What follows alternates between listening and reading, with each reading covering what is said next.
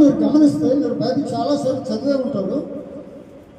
ఆదియందు దేవుడు భూమిని ఆకాశమును సృజించెను అని ఉందా? లేదండి, ఉండదు. ఆ విధంగా ఉండదు. భూమిని ఆకాశమును సృజించనంటే భూమిని వేరే ఆకాశమును వేరే అని అర్థం. అలా కాదు, భూమి ఆకాశములను మాకు యావత్తు అంటే రెండింటిని కలిపిండి అక్కడనే. అంటే ఆ విధంగా సృజించబడ్డాయి, కలిపి సృజించబడ్డాయి అని దాని భావం. అలాగే ఉందమ్మా, భూమి ఆకాశములను అనలేదు, భూమిని వేరుగా ఆకాశమును వేరుగా లేదు కదా. మీరే చూడండి వాక్యంలో, నేను చెప్పడం కాదు.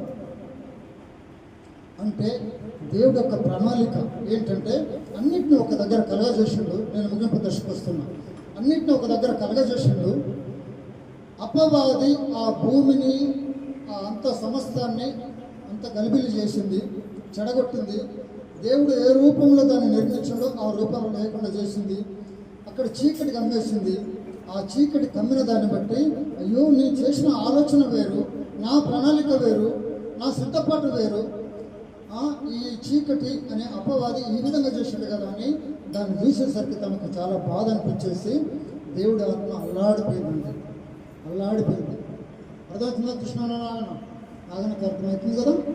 ఇక్కడ మీరు వాక్యం చదువుతున్నారు, మంచిగా చూడండి, అక్కడ ఉన్నదే చూడాలి.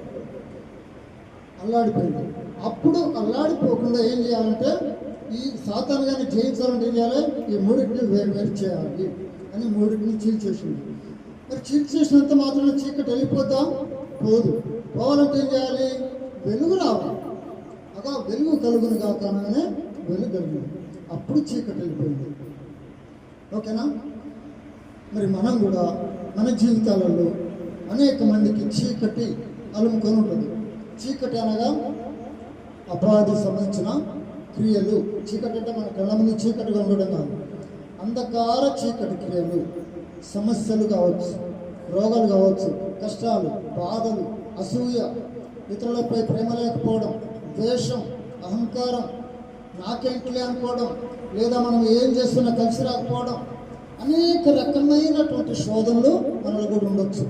లేవా మనకు అలాంటి కష్టాలు? అందరికీ ఉంటాయి, ఉన్నాయి కదా. అయితే ఆ చీకటి సంబంధించినటువంటి ఈ శోధనలు జయించాలంటే ఏం కావాలి? వెలుగు రావాలి. వెలుగంటారు క్రీస్తే వెలుగై ఉన్నాడు. ఆ క్రీస్తుని మనం ధరించుకొని ఉండాలి. అర్థమైందండి? ఏం చేయాలి? క్రీస్తుని